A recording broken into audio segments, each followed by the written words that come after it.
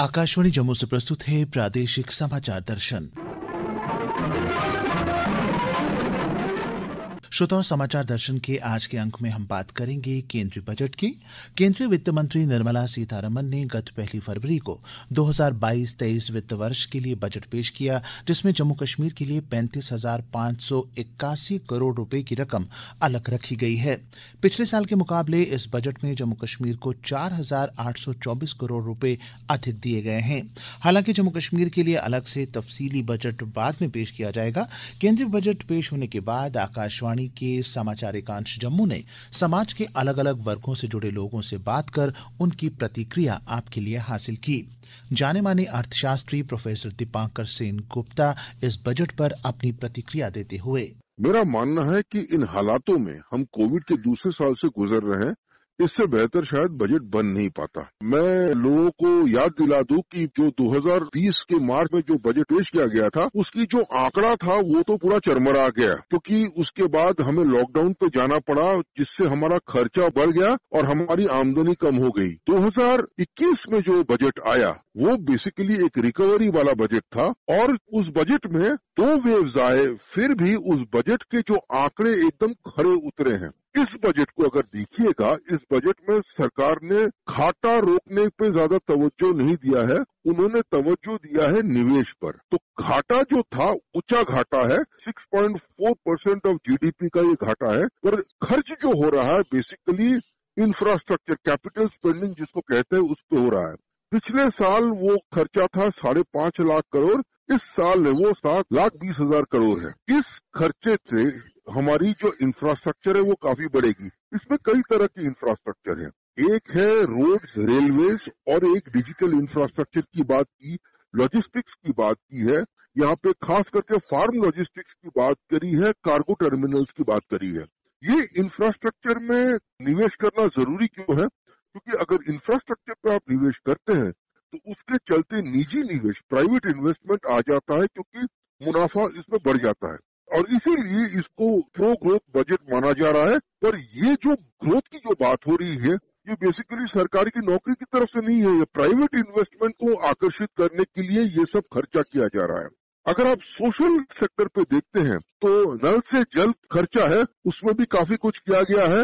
Already 8.5 crore लोगों को इसका सुविधा मिला था। इस साल तकरीबन 3.8 करोड़ लोग इसमें शामिल हो जाएंगे। जहां तक सोशल सेक्टर की बात है, एजुकेशन में देखिए खर्चा बढ़ाया गया है।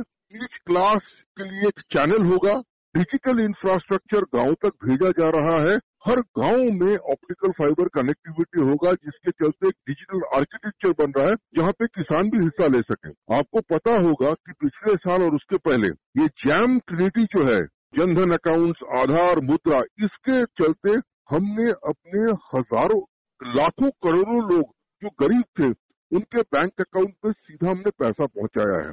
अब ये जो सुविधा हम जम से उठ के कहीं और जा रहे हैं, जिसके चलते कृषि जो है वो भी हमारी ई चौपाल, ई मार्केट प्लेस और ई कॉमर्स का फायदा उठा पाएंगे। Jammu chamber of commerce and industries के जनरल सेक्रेटरी गौरव गुप्ता ने इस बजट पर अपनी प्रतिक्रिया यूं दी। हालांकि बजट अगर हम देखिए पूरे देश के लिए एक बहुत बड़ी एक ऐसी बात होती है जहां पर एक काफी उम्मीदें और आशाएं होती है कि हमारे बिजनेस कम्युनिटी के लिए, एक आम नागरिक के लिए किस तरीके के रिलीफ दिए जा रहे होंगे। पर हमें जो लग रहा था कि पिछले 3 साल की अगर हम बात करें, जो एक कोविड पैंडेमिक से हमारी पूरी बिजनेस कम्युनिटी निकल रही थी और हमें यही उम्मीदें थी कि एक बड़े स्तर पर एक मैसिव अनाउंसमेंट होगी हमारी बिजनेस कम्युनिटी के लिए, पर ऐसा नहीं दिखा। आज ये भी कहना इंपॉर्टेंट है कि कुछ जो अनाउंसमेंट्स हुई है, जैसे हमारे डिफेंस सेक्टर को लेकर जो उनका बजट बढ़ा है, इसके अलावा अगर मैं बात करूं डिसेबल जो हमारे लोग हैं उनको टैक्स में रिबेट दी गई। इसके अलावा अगर मैं बात करूं, आप 80 लाख जो हाउसेज हैं जो पीएम आवास योजना के तहत रूरल और अर्बन एरियाज में बनाए जाएंगे, जिनका बजट 48,000 करोड़ एलोकेट हुआ।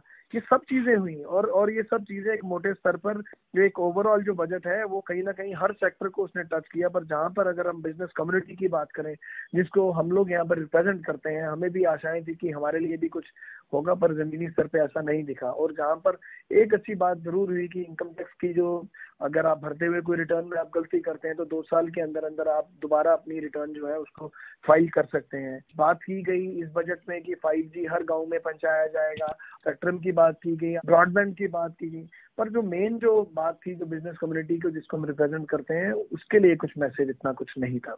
श्रोताओं, बजट के बारे में हमने विभिन्न राजनीतिक पार्टियों के प्रवक्ताओं से भी बात की।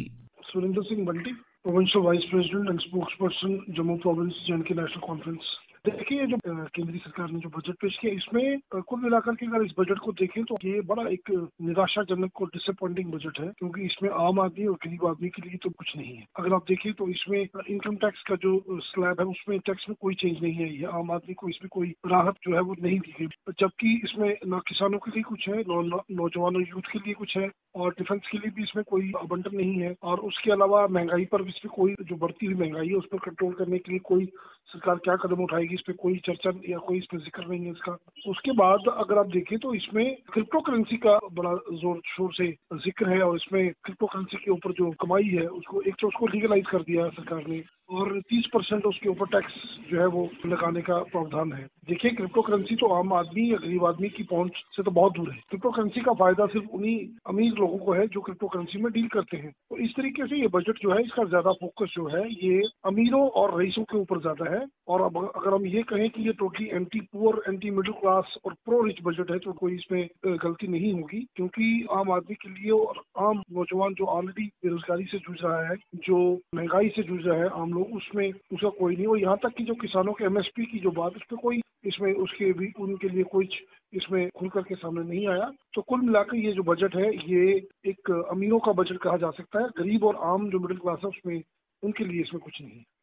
हाँ, मैं रविंद्र शर्मा हूँ, जम्मू कश्मीर प्रदेश कांग्रेस का मुख्य प्रवक्ता। आज जो बजट पेश किया गया है उसमें आम आदमी के लिए, गरीब आदमी के लिए, मुलाजम के लिए, पेंशनर के लिए कोई राहत की खबर नहीं है। जो देश के सामने चुनौती है इस वक्त, आम आदमी और गरीब आदमी महंगाई से मारा जा रहा है, और सबसे बड़ी चुनौती महंगाई और बेरोजगारी है।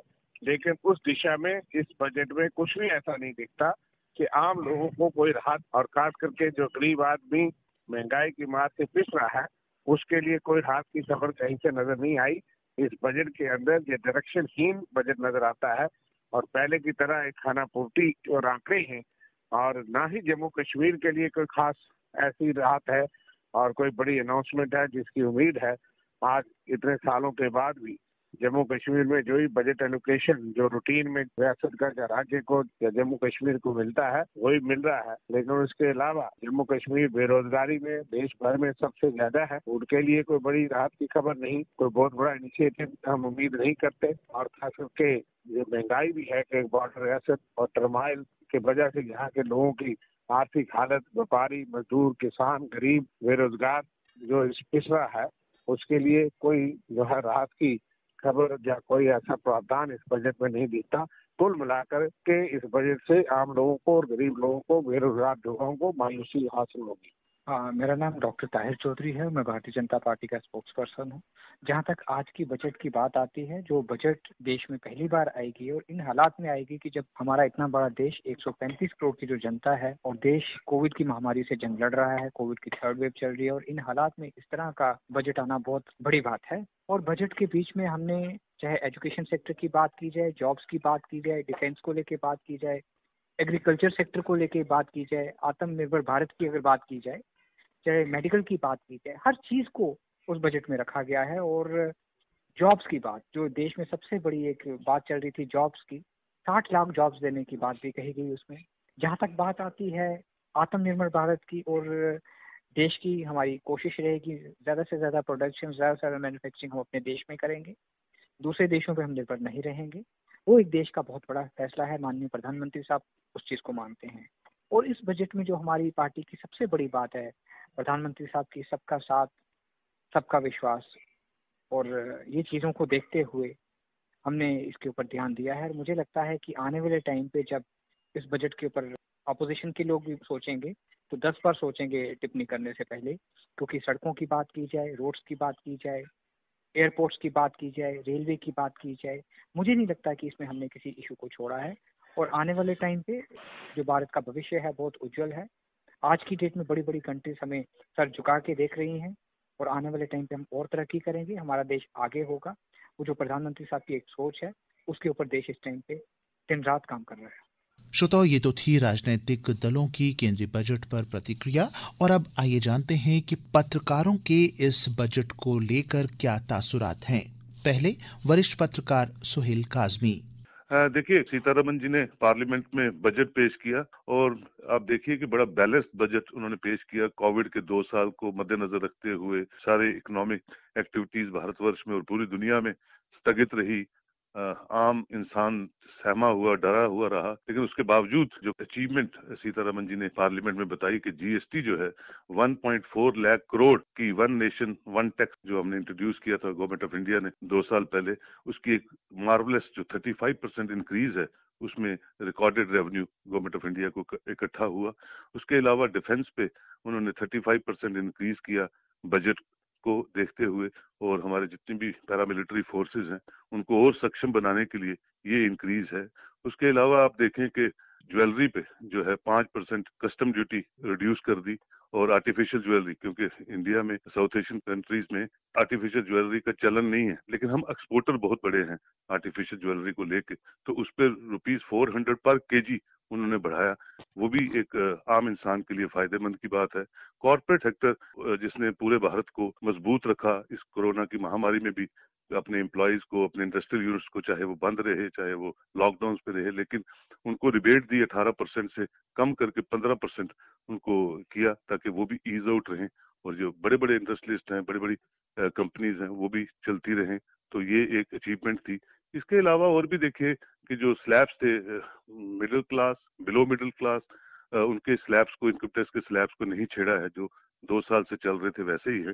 तो ओवरऑल अगर आप देखें भारत की इस वक्त की मौजूदा स्थिति को देखते हुए, इकोनॉमी को देखते हुए, सिस्टम को देखते हुए, तो ओवरऑल एक नप्पा तोला हुआ बजट जो है कल पार्लियामेंट में पेश हुआ, और मुझे लगता है कि सबने इसकी बड़ी प्रेज भी की है, और इसका फायदा जो है हर भारतीय को आने वाले दिनों में होने जा रहा है। मैं ओपी शर्मा, पत्रकार, और मेरा एक्सपीरियंस 40 ईयर्स से भी ज़्यादा है। मैंने बजटें कई देखी हुई हैं, स्टेट की भी और सेंटर की भी। ये जो इस साल का बजट पार्लियामेंट में पेश हुआ, मुझे तो इससे लगा कि ये बिल्कुल हटके है, रवायती बजट नहीं है। ये बड़ा फ्यूचर पॉइंट ऑफ व्यू देखकर करा हुआ है, पीपल ओरिएंटेड बजट है। इसमें उम्मीद जगी है कि हमारा फ्यूचर इसमें सिक्योर होएगा। यूनियन मिनिस्टर ने तो अगले 25 इयर्स का पर्सपेक्टिव रख के बजट पेश करा है। मैं सोचता हूँ कि ये बजट बेसिकली इंफ्रास्ट्रक्चर बनाने के लिए और हम आत्मनिर्भर बने भारत, इस फाउंडेशन पर रखा हुआ है। इस प्लिंथ पर सारा स्ट्रक्चर बेस्ड है। और कुछ लोगों का ये ख्याल कि कुछ इनकम टैक्स में रिबेट नहीं हुआ जो लोगों को उम्मीद थी, लेकिन एक बात तो फाइनेंस मिनिस्टर ने कहा कि मैं नए बजट में मैंने टैक्स नहीं लगाए, 2 सालों से टैक्स हाइक नहीं करे हैं। तो ये भी तो बड़ी एक अचीवमेंट है, और ये फ्यूचर पर्सपेक्टिव के लिए बहुत अच्छा बजट है। इसमें जब देश मजबूत होएगा, इंफ्रास्ट्रक्चर डेवलपमेंट करनी है, डिफेंस में भी और बाकी सेक्टर्स में भी, और उससे देश और मजबूत होएगा। जब हमारे आत्मनिर्भरता होएगी तो हम इन्वेस्टमेंट बाहर से भी करके और इनर सोर्सेज को भी कैच करके हम इंपोर्ट्स को कम करेंगे और एक्सपोर्ट भी ज़्यादा बढ़ेगा। हमारा ज़्यादा बजट इसमें डिफेंस प्रोक्योरमेंट में हो जाता था। अब ये उम्मीद बनने लगी है कुछ सालों से कि हमारी प्रोडक्शन यहाँ की इंडिया में होएगी, और नए जो स्टार्टअप उभर रहे हैं और ये बड़ी उम्मीद बांधे हुए हैं देश ने कि इससे हमारी इकोनॉमी एक अपवर्ड ट्रेंड शुरू हो जाएगा और हमारा देश जो है वो तरक्की की राह पर मजबूती से आगे बढ़ेगा। तो श्रोताओ, उम्मीद करते हैं कि इस बजट में घोषित कार्यक्रमों और योजनाओं से वो सभी लाभ देश और देशवासियों को मिलेंगे जिनके बारे में सरकार का दावा है, और राजनीतिक दलों की आशंकाएं भी जरूर दूर होंगी। आज के कार्यक्रम में बस इतना ही। आज्ञा दीजिए। नमस्कार। तकनीकी सहयोग जानवी भट्ट, वाचन स्वर जगमोहन शर्मा, संपादक RK रैना और प्रस्तुति आकाशवाणी जम्मू के क्षेत्रीय समाचार एकांश की।